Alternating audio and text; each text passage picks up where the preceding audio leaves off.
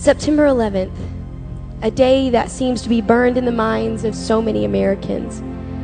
The sheer horror of witnessing innocent, unassuming citizens falling from buildings, being swallowed by wreckage, and running from the collapses of the Twin Towers covered in dust and debris broke our hearts and knocked the very breath out of our lungs.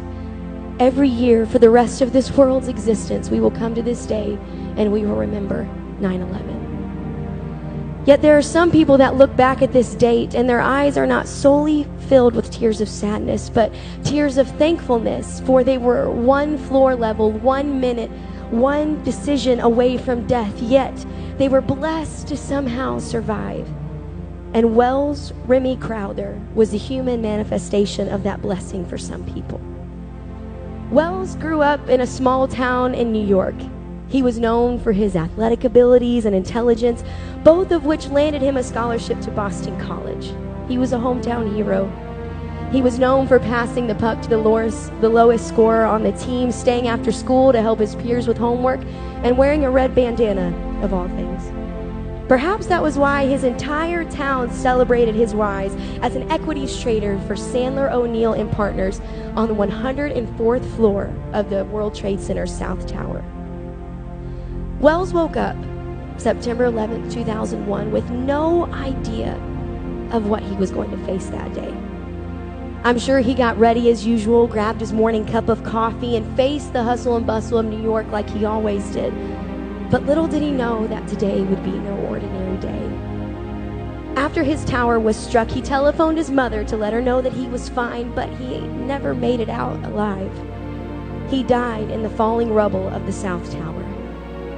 His family mourned his loss more than can be described for weeks after his body could not be found, and his family gave up hope of ever knowing what happened to their beloved Wells until one day his mother saw a very interesting story in the newspaper. It went something like this.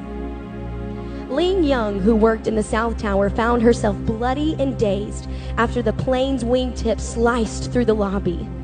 All of a sudden, she heard a gentleman wearing a red bandana say, "I found the stairs.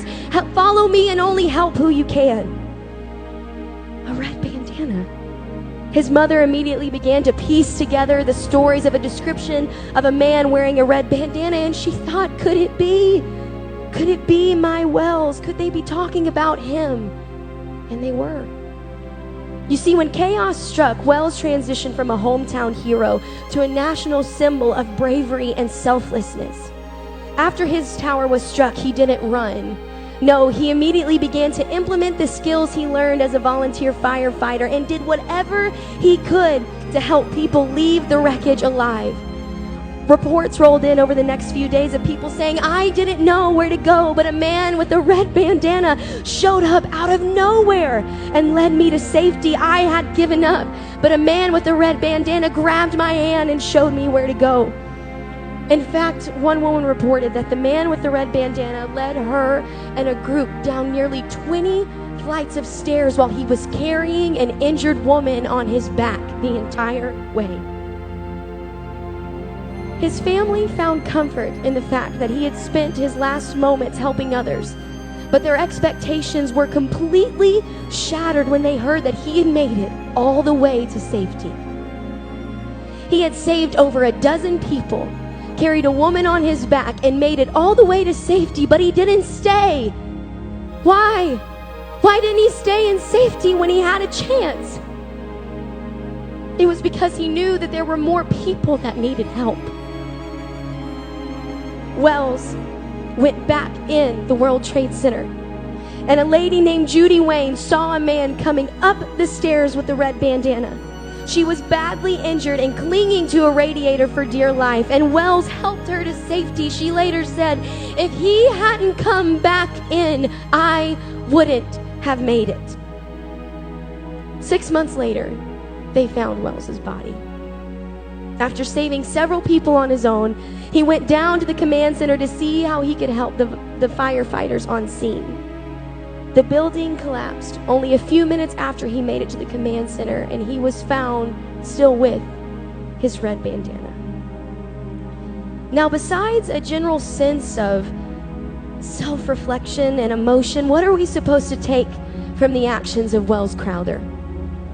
What are we supposed to see in a man with so much bravery and selflessness? You see, Wells didn't lead a group to safety and then say, you know what? I've done enough. I'm going to stay here in my safety. No, he saw that there was still work to be done. There were still people that needed to be saved. So he made a second sacrifice. Judy Wayne said, I wouldn't have made it if he hadn't come back in. He was willing to make a second sacrifice. His family was interviewed later, and his dad, who always carried a blue bandana in his pocket, said, I don't think for 1 minute he was thinking about his own safety. He was thinking about the lives of all those people. Are we willing to be the man with the red bandana? When faced with a challenge, when faced with potentially life-altering circumstances, when faced with fear, when faced with defeat and uncertainty, are we willing to face it head on? Or are we so consumed with doing just good enough that we feel comfortable stopping when things get a little too uncomfortable? Today is Second Sacrifice Sunday, and while we would never wish for anyone to ever be put in the same situation physically as well, as I do hope we understand that we're facing the same situation spiritually. There's a world out there of people facing the brink of death in their marriages, in their families, and their emotions, and they feel like they have no hope of making it out of this crumbling society alive. Royalwood's giving campaign, Open Up Heaven, provides the opportunity for everyone in this place to not just invest their money, but to invest their time and energy in doing whatever we can to bring our city to Jesus Christ. Not the one who wore a red bandana, but who shed his red blood on Calvary so that we might be saved. And yes, I know many of us in here think, I've done enough. I've done all that I should and more. Why should I be able to do? Why should I do anything else? But when did one sacrifice become enough? What about the Judy Waynes of this world who haven't been reached yet? Are we willing to join the fight again? Are we willing to face adversity head on? Are we willing to do whatever we can to save whoever we can? Today we don't just remember the sacrifices of those who faced the danger of 9/11 once. We remember those men and women who faced it time and time again to make a difference in just one person's life. When your life is over, will you be found with those who played it safe and chose comfort over conviction? Or will you be found with those who were more concerned with saving the lost than saving their own skin? I want to be found with the red bandana. I want to be willing to face anything it takes to save my city. I want to be willing to look at it not thinking of myself, but thinking of those people out there. I want to do more. I want to be more. I want to give more time and energy financially. I want to be willing to give a second sacrifice.